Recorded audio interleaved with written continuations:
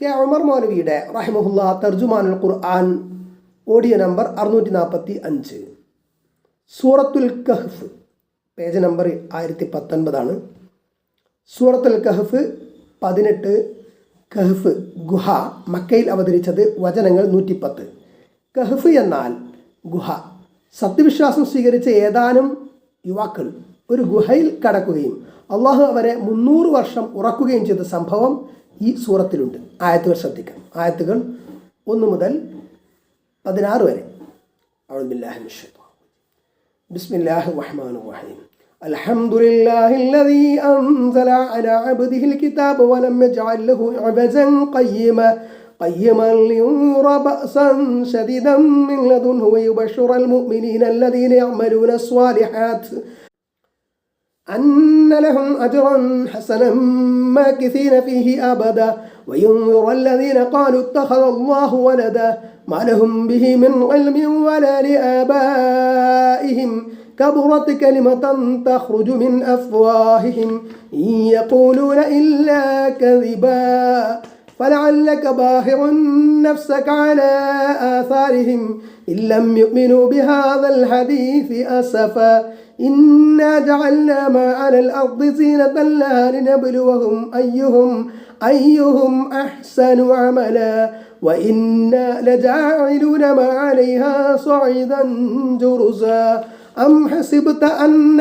أصحاب الكهف والرقيم كانوا من آياتنا عجبا إذ أوى الفتية إلى الكهف فقالوا ربنا آتنا من لدنك رحمة وهيئ لنا من أمرنا رشدا فضربنا على آذانهم في الكهف سنين عددا ثم بعثناهم لنعلم أي الحزبين أحصى لما لبثوا أمدا نحن نقص عليك نبأهم بالحق إنهم فتية آمنوا بربهم وزدناهم هدى وربطنا على قلوبهم إذ قاموا فقالوا ربنا رب السماوات والأرض لن ندعو من دونه إلها لقد قلنا إذا شططا هؤلاء قوم اتخذوا من دونه آلهة لولا يأتون عليهم بسلطان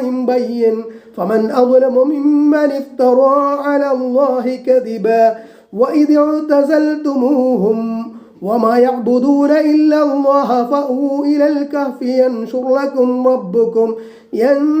لكم ربكم من رحمته ويهيئ لكم من أمركم مرفقا.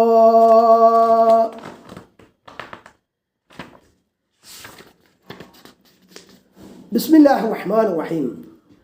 റഹ്മാനും റഹീമുമായ പരമകാരുണികനും കരുണാനിധിയുമായ അള്ളാഹുവിൻ്റെ പേരിൽ. ആയത്ത് 1. അൽഹംദുലില്ലാഹില്ലദീ അൻസല അലാ അബ്ദിഹിൽ കിതാബ. തൻ്റെ അടിമക്ക് ഈ ഗ്രന്ഥം അവതരിപ്പിച്ചു കൊടുത്ത അള്ളാഹുവിന് സർവസ്തുതിയും. ഇത് അള്ളാഹുവിൻ്റെ വചനമാണ്. അള്ളാഹുവിൻ്റെ പ്രവാചകനിലേക്ക് അവതരിപ്പിച്ചതാണ്. പ്രവാചകൻ സ്വയം നിർമ്മിച്ചതല്ല. അതിഭയങ്കരമായ ഇരുട്ടിൽ ഒരപകട മേഖലയിൽ വഴി കാണാതെ തപ്പിത്തടയുന്നവർക്ക് വഴി കാണിച്ചു കൊടുക്കുന്നതിനായി മഹാകാരുണികനായ അള്ളാഹു മനുഷ്യർക്ക് നൽകിയ പ്രകാശമാണ് ഈ ഗ്രന്ഥം. സൂര്യനെ പോലെ നല്ല വെളിച്ചവും ഊർജ്ജവും നൽകുന്നതാണിത്. അതിനാൽ ഇത് പ്രവാചകനിലേക്ക് അവതരിപ്പിച്ച അനുഗ്രഹകർത്താവായ അള്ളാഹു എല്ലാ സ്തുതിക്കും അവകാശിയാകുന്നു. വലം യജ്അൽ ലഹു ഇവജ. ഈ ഗ്രന്ഥത്തിന് യാതൊരു വക്രതയും അവൻ വരുത്തിയിട്ടില്ല. അതിന് യാതൊരു ന്യൂനതയും ഇല്ല. ഭേദഗതി ആവശ്യമായി വരത്തക്കവണ്ണം യാതൊരു കോട്ടവും അതിനില്ല. സത്യവിരുദ്ധമായതോ നീതികേടായതോ അപ്രായോഗികമായതോ അയുക്തികമായതോ ഒന്നും അതിലില്ല. ഖുർആനിൻ്റെ ഭാഷയിലോ ശൈലിയിലോ ആശയത്തിലോ നിയമനിർദ്ദേശങ്ങളിലോ വിവരണങ്ങളിലോ ഒന്നിലും ഒരു വക്രതയോ കെട്ടിക്കൊടുക്കോ വളച്ചുകെട്ടലോ ഇല്ല. അങ്ങനെ അള്ളാഹു അതിനെ വളരെ പരിപൂർണവും കുറ്റമറ്റതും ആക്കിയിരിക്കുന്നു. ഇതിൽ എന്തെങ്കിലും തെറ്റോ അബദ്ധമോ കണ്ടുപിടിക്കാൻ ആർക്കുമാവില്ല. 2-ാമത്തെ ആയത്ത്. ഖയ്യിമൻ, ചൊവ്വായത്, നേർക്കുനേരെയുള്ളത്, ലളിതവും ഋജുവുമാണിത്. ലിയുൻദിറ ബഅസൻ ശദീദൻ മിൻ ലദുന്നു. അവൻ്റെ പക്കൽ നിന്നുമുള്ള കഠിന ശിക്ഷയെപ്പറ്റി താക്കീത് ചെയ്യുന്നതിന് വേണ്ടി. വയുബശ്ശിറുൽ മുഅ്മിനീന അല്ലദീന യഅമലൂന സ്വാലിഹാത്തി അന്ന ലഹും അജ്റൻ ഹസന. സൽക്കർമ്മങ്ങൾ ചെയ്യുന്ന സത്യവിശ്വാസികളെ അവർക്ക് വിശേഷപ്പെട്ട പ്രതിഫലമുണ്ട് എന്ന് സന്തോഷവാർത്ത അറിയിക്കുന്നതിന് വേണ്ടിയും, സന്തോഷവാർത്ത അറിയിക്കലും താക്കീത് നൽകലും ഖുർആനിൻ്റെ അവതരണോദ്ദേശ്യങ്ങളാണ്. താക്കീദിനെയാണ് മുന്തിച്ച് പറഞ്ഞത്. താക്കീതിൻ്റെയും താക്കീതുകാരൻ്റെയും കാര്യം ഖുർആനിൽ പരക്കെ കാണാം. ഒരു സംഗതിയുടെ പ്രത്യാഘാതത്തെക്കുറിച്ച് അറിയിക്കലാണ് സത്ഫലത്തെക്കുറിച്ച് അറിയിക്കുന്നതിനേക്കാൾ പ്രാധാന്യമുള്ളത്. സന്തോഷവാർത്തകൾ ശ്രദ്ധിക്കാതിരിക്കുന്നതിനേക്കാൾ അപകടം വരുത്തിവെക്കുക താക്കീതുകൾ അവഗണിച്ചാലാണെന്നതിന് ഉദാഹരണങ്ങൾ ആവശ്യമില്ല. മാക്കിസീന ഫീഹി അബദ, ആ പ്രതിഫലത്തിൽ എന്നെന്നും കഴിഞ്ഞുകൂടുന്നവരായി. ആ വിശേഷപ്പെട്ട പ്രതിഫലം ഒരിക്കലും മുറിഞ്ഞു പോവുകയില്ല. Page number 1020.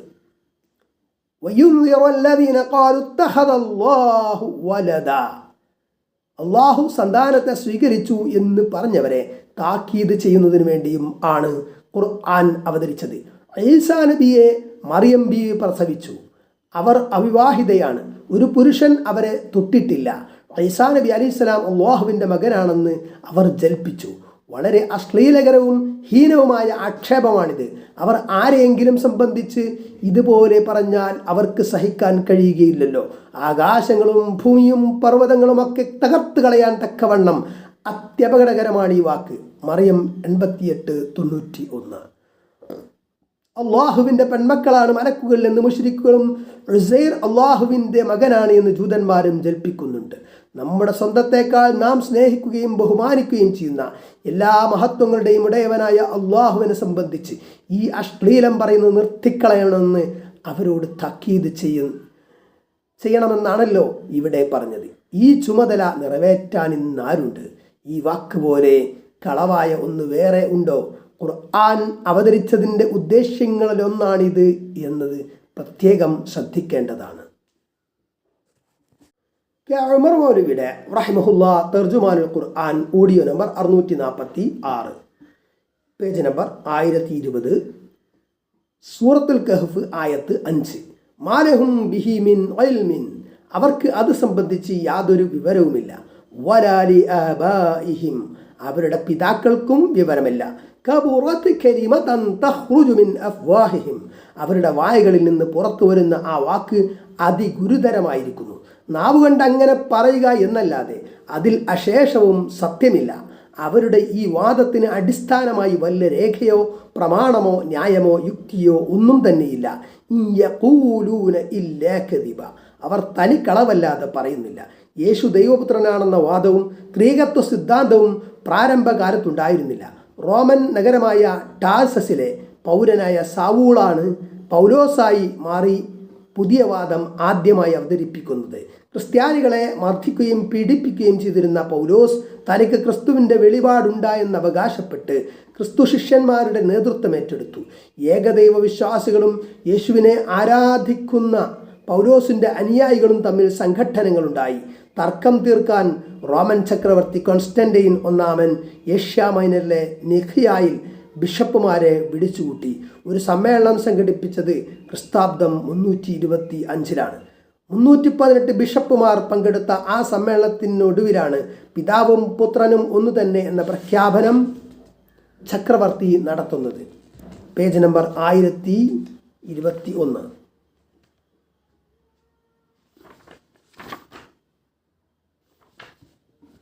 ക്രിസ്ത്യാനിയല്ലാതിരുന്ന ചക്രവർത്തി തികച്ചും രാഷ്ട്രീയ ലക്ഷ്യങ്ങൾക്ക് വേണ്ടിയായിരുന്നു ഇങ്ങനെയൊരു സഭ വിളിച്ചുകൂട്ടിയതും സഭയുടെ കേന്ദ്രം ജെറുസലേമിൽ നിന്നും റോമിലേക്ക് മാറ്റിയതും. ക്രിസ്താബ്ദം 381 മെയ് മുതൽ ജൂലൈ വരെ കോൺസ്റ്റന്റിനോപ്പിൾ തിയോഡോസിയാസ് ഒന്നാമൻ ചക്രവർത്തി ബിഷപ്പുമാരുടെ സഭ വിളിച്ചു ചേർത്തു. 150ഓളം ബിഷപ്പുമാർ കൂടിയ ആ സഭയിലാണ് പിതാവും പുത്രനും പരിശുദ്ധാത്മാവും ചേർന്ന് ഏകദൈവം എന്ന തൃത്വ സിദ്ധാന്തം അംഗീകരിച്ചത്. യേശുവിൻ്റെ ദിവ്യത്വത്തെ നിഷേധിക്കുന്നവരെ പീഡിപ്പിക്കുകയും സഭയിൽ നിന്ന് പുറത്താക്കുകയും ചെയ്ത് ഏകദൈവ വിശ്വാസത്തിന് കാലക്രമേണ ക്രിസ്തീയരെ സ്വാധീനമില്ലാതായി. ദൈവദൂതനായ ഈസാ നബി അലൈഹിസ്സലാം പഠിപ്പിച്ച മാർഗത്തിൽ നിന്ന് ക്രിസ്തീയർ വളരെ അകലത്തിലായിത്തീർന്നു. അവർക്കും അവരുടെ പിതാക്കൾക്കും അറിവില്ലാത്ത തികച്ചും വ്യാജമായ വാദം എന്ന് ഖുർആൻ വിലയിരുത്തുന്നത് എത്രമാത്രം സത്യമാണ് എന്നോർക്കുക. പേജ് നമ്പർ 1021 ആയത്ത് 6. فَلَعَلَّكَ بَاخِعٌ نَفْسَكَ عَلَى آثَارِهِمْ إِن لَّمْ يُؤْمِنُوا بِهَذَا الْحَدِيثِ أَسَفًا. അവർ ഈ സന്ദേശത്തിൽ വിശ്വസിച്ചില്ലെങ്കിൽ അവർ തിരിഞ്ഞുപോയതിനു ശേഷം കഠിനമായ വ്യസന നിമിത്തം നീ ജീവനെടുക്കുന്നവനായേക്കാം. പ്രവാചക ലബ്ധിക്ക് ശേഷം 13 വർഷക്കാലം മക്കയിലും 10 വർഷക്കാലം മദീനയിലും പ്രവാചകൻ സല്ലല്ലാഹു അലൈഹി വസല്ലം കഴിച്ചുകൂട്ടി. ആദ്യത്തേത് മക്കീ കാലഘട്ടമെന്നും രണ്ടാമത്തേത് മദനി കാലഘട്ടമെന്നും പറയുന്നു. മക്കീ കാലഘട്ടത്തിനൊടുവിലാണ് സൂറത്ത് അവതരിക്കുന്നത്. മക്കക്കാരുടെ നിഷേധവും ധിക്കാരവും അക്രമവും ഏറ്റവും കഠിനമായ സന്ദർഭമായിരുന്നു. അപ്പോൾ പ്രവാചകൻ അവരുടെ ഈ അവസ്ഥയിൽ മനംനൊന്ത് വ്യസനഭാരത്താൽ വല്ലാത്തൊരവസ്ഥയായിത്തീർന്നു. വ്യക്തമായ ദൃഷ്ടാന്തങ്ങളും തെളിവുകളും കണ്ണടച്ച് നിഷേധിക്കുന്നു. അക്രമങ്ങളും മർദ്ദനങ്ങളും അഴിച്ചുവിടുന്നു. എങ്ങനെയെങ്കിലും അവരൊന്ന് വിശ്വാസത്തിലേക്ക് കടന്നു വന്നെങ്കിൽ എന്ന് പ്രവാചകൻ എപ്പോഴും ആശിച്ചുകൊണ്ടിരിക്കുന്ന അവസരം വ്യസനഭാരത്താൽ സ്വയം നശിപ്പിക്കുന്ന അവസ്ഥയിലെത്താറായി എന്ന് ഖുർആൻ പറയുന്നതിൽ നിന്ന് തന്നെ കാര്യത്തിൻ്റെ ഗൗരവം വ്യക്തമാകുന്നുണ്ട്. കരുണാർദ്ദമായ പ്രവാചക ഹൃദയം വിഷമവും ദുഃഖവും കൊടുമ്പിരി കൊണ്ടപ്പോൾ അല്ലാഹുവിന് ആശ്വസിപ്പിക്കുകയാണ്. അവർ വിശ്വസിക്കാതെ പിന്തിരിഞ്ഞു പോകുന്നതിനെ സംബന്ധിച്ച് ഇത്രത്തോളം വ്യസനിക്കേണ്ടതില്ല. ഈ ദൗത്യം അവർക്ക് എത്തിച്ചാൽ മതി. അവർ അത് തള്ളിക്കളയുന്നതിൽ യാതൊരു ദോഷവും താങ്കൾക്കില്ല. ഇങ്ങനെ വ്യസനത്തിൻ്റെ കാഠിന്യത്താൽ സ്വന്തത്തെ അപകടപ്പെടുത്തേണ്ട. ഉമർ മൗലവിയുടെ റഹിമഹുല്ലാ തർജുമാനുൽ ഖുർആൻ ഓഡിയോ നമ്പർ 647. സൂറത്തുൽ കഹ്ഫ് ആയത്ത് 7 പേജ് നമ്പർ 1021. ഇന്നാ ജഅൽനാ മാ അലൽ അർദി സീനത്തൻ ലഹാ. നിശ്ചയമായും നാം ഭൂമുഖത്തുള്ളതിനെ അതിന് ഒരു അലങ്കാരമാക്കിയിരിക്കുന്നു.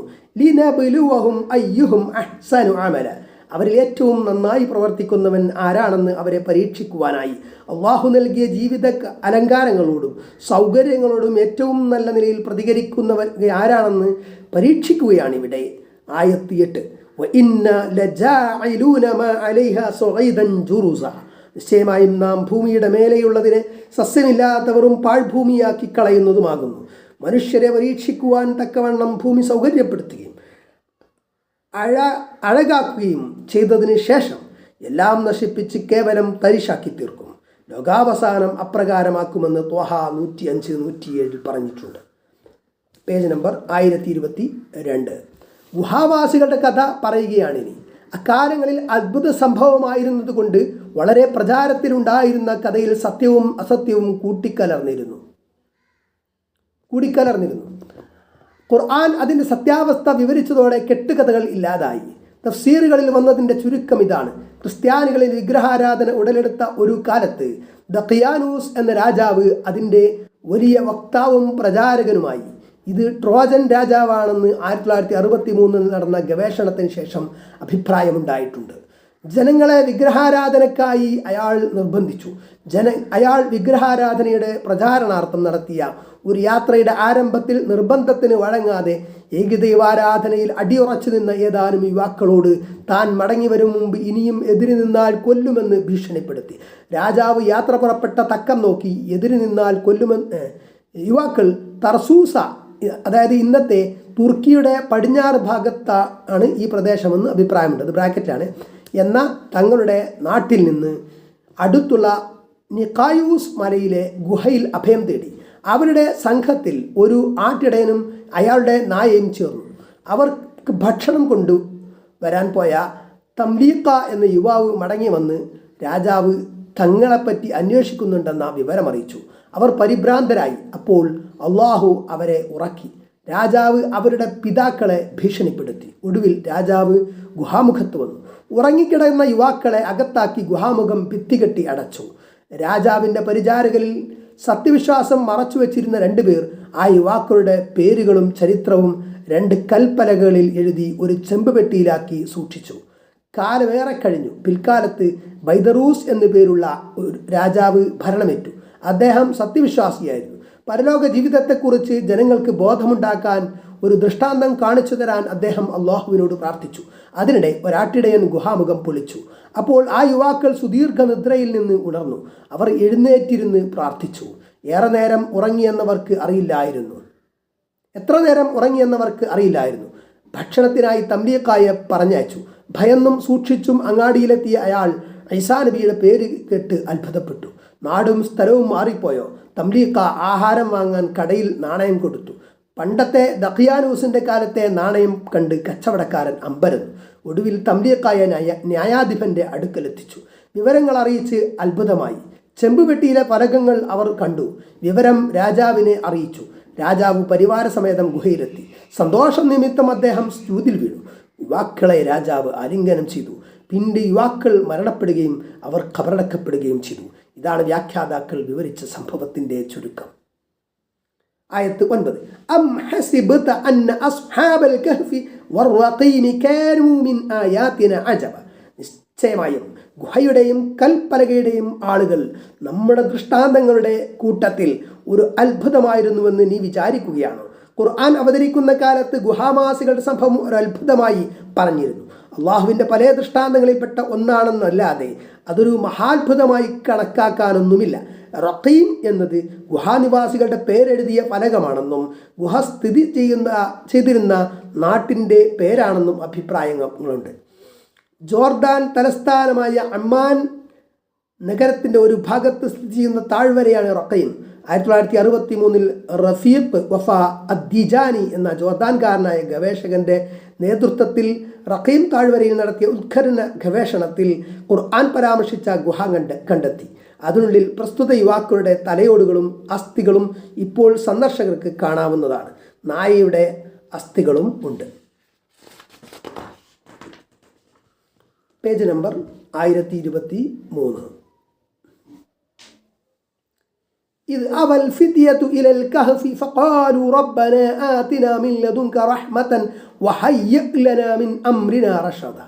ആ യുവാക്കൾ ഗുഹയിൽ അഭയം പ്രാപിച്ച സന്ദർഭം അവർ പറഞ്ഞു, ഞങ്ങളുടെ നാഥ, നിന്റെ പക്കൽ നിന്നുള്ള കാരുണ്യം ഞങ്ങൾക്ക് നീ നൽകണമേ. വഹയ്യ ലനാ മിൻ അംറിനാ റഷദ. ഞങ്ങളുടെ കാര്യം നേരാവണ്ണം നിർവഹിക്കുവാൻ ഞങ്ങൾക്ക് നീ തൻ്റെ ഇടം നൽകുകയും ചെയ്യണമേ. ഈ ബഹുദൈവാരാധകരിൽ നിന്ന് വേറിട്ട് സത്യത്തിൽ ഉറച്ചു നിൽക്കുവാൻ വേണ്ടിയുള്ള ഞങ്ങളുടെ പരിശ്രമത്തെ വിജയിപ്പിക്കണമേ. ശരിയായ വഴി ഞങ്ങൾക്ക് സൗകര്യപ്പെടുത്തി തരണമേ. അതിനുള്ള തൻ്റെ ഇടവും കരുത്തും നൽകി ഞങ്ങളെ അനുഗ്രഹിക്കണേ.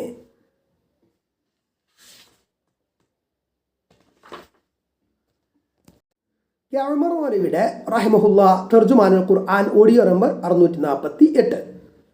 സൂറത്തുൽ കഹ്ഫ് ആയത്ത് 11, പേജ് നമ്പർ 1023. ഫദ്റബ്നാ അലാ ആദാനിഹിം ഫിൽ കഹ്ഫി സിനീന അദദ. അങ്ങനെ കുറേ കൊല്ലങ്ങൾ ആ ഗുഹയിൽ അവരുടെ കാതുകളുടെ മേലെ നാം അടച്ചു. ഉറക്കത്തിൽ ശബ്ദം കേട്ടാൽ ഉണരും. എത്ര വലിയ ശബ്ദമായാലും കേൾക്കാൻ കഴിയാത്ത നിലയിൽ കാതുകളെ നാം സ്തംഭിപ്പിച്ചു. അങ്ങനെ അനേകം വർഷങ്ങൾ അവരെ ഉറക്കിക്കളഞ്ഞു. ആയത്ത് 12. ثم بعثناهم لنعلم أي الحزبين أحصى لما لبثوا أمدا. പിന്നീട് അവർ കഴിച്ചുകൂട്ടിയ കാലത്തെപ്പറ്റി കൃത്യമായി അറിയുന്നവർ ഇരു കക്ഷികളിൽ ആരാണെന്ന് നാം അറിയാൻ വേണ്ടി അവരെ നാം എഴുന്നേൽപ്പിച്ചു. മരിച്ചു കിടക്കുന്നത് പോലെ ഉറങ്ങിക്കിടന്ന കാലം എത്ര എന്നതിൽ അവർക്കിടയിൽ അഭിപ്രായ വ്യത്യാസമുണ്ടായി. ഭിന്നാഭിപ്രായക്കാരായ രണ്ട് കക്ഷികളിൽ ആരാണ് ശരിയായ എണ്ണം അറിഞ്ഞവരെന്ന് തെളിയുകയും ചെയ്തു. ആയത്ത് 13. നഹ്നു നഖുസ്സു അലൈക നബഅഹും ബിൽ ഹഖ്. സത്യസന്ധമായി അവരുടെ വൃത്താന്തം നിനക്ക് നാം വിവരിച്ചു തരാം. ഇന്നഹും ഫിത്യത്തുൻ ആമനു ബിറബ്ബിഹിം. തീർച്ചയായും തങ്ങളുടെ റബ്ബിൽ വിശ്വസിച്ച യുവാക്കളാണവർ. വസിദ്നാഹും ഹുദ. അവർക്ക് നാം സന്മാർഗബോധം വർദ്ധിപ്പിക്കുകയും ചെയ്തു. ആയത്ത് 14. വറബത്നാ അലാ ഖുലൂബിഹിം. അവരുടെ ഹൃദയങ്ങൾക്ക് നാം കെട്ടുറപ്പ് നൽകുകയും ചെയ്തു. അവരുടെ വിശ്വാസം തുറന്നു പറയാനും അതു നിമിത്തമുണ്ടായേക്കാവുന്ന മർദ്ദനങ്ങൾ സഹിക്കാനും തക്കവണ്ണം അവരുടെ ഹൃദയങ്ങളെ നാം ധൈര്യപ്പെടുത്തി. ഇത് ഖാമു ഫഖാലു റബ്ബുനാ റബ്ബുസ് സമാവാതി വൽ അർദി. അവർ എഴുന്നേറ്റ് നിന്ന് പ്രഖ്യാപിച്ചു, ഞങ്ങളുടെ റബ്ബ് ആകാശങ്ങളുടെയും ഭൂമിയുടെയും റബ്ബാണ്. Page number 1024. ലൻ നദ്ഉ മിൻ ദൂനിഹി ഇലാഹൻ ലഖദ് ഖുൽനാ ഇദൻ ശത്വത. അവനെ വിട്ട് യാതൊരു ഇലാഹിനോടും ഞങ്ങൾ പ്രാർത്ഥിക്കുകയില്ല, എങ്കിൽ ഞങ്ങൾ അന്യായം പറഞ്ഞവരായിത്തീരും. അതായത് അങ്ങനെ പ്രാർത്ഥിച്ചാൽ, അല്ലാഹു അല്ലാത്തവരോട് ഞങ്ങൾ പ്രാർത്ഥിച്ചാൽ ഞങ്ങൾ അന്യായം പറഞ്ഞവരായിത്തീരും. അസാമാന്യ ധൈര്യത്തോടെ തൗഹീദിൻ്റെ വക്താക്കളും പ്രയോക്താക്കളുമാണ് തങ്ങളെന്ന് ആ ശത്രുക്കൾക്കിടയിൽ പ്രഖ്യാപിച്ചു. എന്തും നേരിടാനുള്ള മനസ്സുറപ്പോടെ പ്രാർത്ഥന ഇബാദത്താണ്, അഥവാ ഇബാദത്തുകളുടെ കൂട്ടത്തിൽ ഏറ്റവും പ്രധാനപ്പെട്ടതാണ് എന്നുള്ളത് കൊണ്ടാണ് ഇവിടെ പ്രാർത്ഥനയുടെ കാര്യം എടുത്തു പറഞ്ഞത്. ആയത്ത് 15. അള്ളാഹുവിന് പുറമെ ഇലാഹുകളെ സ്വീകരിച്ചവരാണ് നമ്മുടെ ഈ ജനത. ആ ഇലാഹുകളെ സംബന്ധിച്ച് വ്യക്തമായ ഒരു രേഖ അവർ കൊണ്ടുവരാത്തതെന്ത്? ഇലാഹി എന്ന് വെച്ചാൽ ആരാധിക്കപ്പെടേണ്ടവൻ എന്നർത്ഥമാണല്ലോ. അതായത് പ്രാർത്ഥിക്കാൻ തരപ്പെട്ടവൻ എന്ന് സാരം. ഈ ജനത പ്രാർത്ഥിക്കാൻ തരപ്പെട്ടവരായി കണക്കാക്കിയ ആ ഇലാഹുകൾക്ക് ആ സ്ഥാനം എങ്ങനെ ലഭിച്ചു? വ്യക്തമായ രേഖ ഹാജരാക്കട്ടെ. അപ്പോൾ അള്ളാഹുവിൻ്റെ മേൽ കളവ് ചുമത്തി പറഞ്ഞവരെക്കാൾ അക്രമി ആര്? ആയത്ത് 16. അവർ പറഞ്ഞു, ആരെയും അള്ളാഹു ഒഴികെ അവർ ആരാധിക്കുന്നവയെയും നിങ്ങൾ വിട്ടൊഴിഞ്ഞതിനാൽ, അവരെയും അള്ളാഹു ഒഴികെ അവർ ആരാധിക്കുന്നവയെയും നിങ്ങൾ വിട്ടൊഴിഞ്ഞതിനാൽ. ഇവിടെ ശ്രദ്ധിക്കുക, മുൻ വചനങ്ങളിൽ പറഞ്ഞ പ്രാർത്ഥനയെ പറ്റി തന്നെയാണ് ഇവിടെ ആരാധന എന്ന് പറഞ്ഞത്. ഫഊ ഇലൽ കഹ്ഫി, ആ ഗുഹയിലേക്ക് നിങ്ങൾ അഭയം പ്രാപിക്കുക. യൻശുർ ലക്കും റബ്ബുക്കും മിർ റഹ്മതിഹി, നിങ്ങളുടെ റബ്ബ് നിങ്ങൾക്ക് അവൻ്റെ കാരുണ്യത്തിൽ നിന്ന് വിശാലമാക്കി തരും. വയുഹയ്യിഉ ലക്കും മിൻ അംരിക്കും മിർഫഖ, നിങ്ങളുടെ കാര്യങ്ങളിൽ അവൻ നിങ്ങൾക്ക് സൗകര്യം ഏർപ്പെടുത്തി തരികയും ചെയ്യുന്നതാകുന്നു എന്നും അവർ പറഞ്ഞു. അവർ തമ്മിൽ ആലോചിച്ച് തീരുമാനമെടുത്തു, നമുക്ക് ഈ ജനങ്ങളോട് യോജിക്കാൻ നിവൃത്തിയില്ലല്ലോ. വിശ്വാസത്തിലും ജീവിതത്തിലും നാം അവരിൽ നിന്നകന്നു. അവരുടെ ഇലാഹുകളെ നാം കൈയൊഴിച്ചു. അള്ളാഹു മാത്രമാണ് നമുക്ക് ഇലാഹ്. അള്ളാഹുവിനോട് മാത്രമേ നാം പ്രാർത്ഥിക്കുകയുള്ളൂ, അവനെ മാത്രമേ ആരാധിക്കുകയുള്ളൂ. അതിനാൽ ഇവരുടെ ഇടയിൽ താമസിക്കുക തന്നെ വേണ്ട, നമുക്ക് പോയി ആ ഗുഹയിൽ അഭയം പ്രാപിക്കാം. റബ്ബ് നമുക്ക് കരുണ നൽകും, നമുക്ക് വേണ്ട സൗകര്യം ഏർപ്പെടുത്തി തരും. ഇങ്ങനെ പ്രാർത്ഥിച്ചുകൊണ്ട് ഗുഹയിൽ ചെന്നുകൂടി. വളരെ കൊല്ലങ്ങളോളം അള്ളാഹു അവരെ ഉറക്കിക്കിടത്തി. വളരെ കൊല്ലങ്ങളോളം അവരെ അള്ളാഹു ഉറക്കി.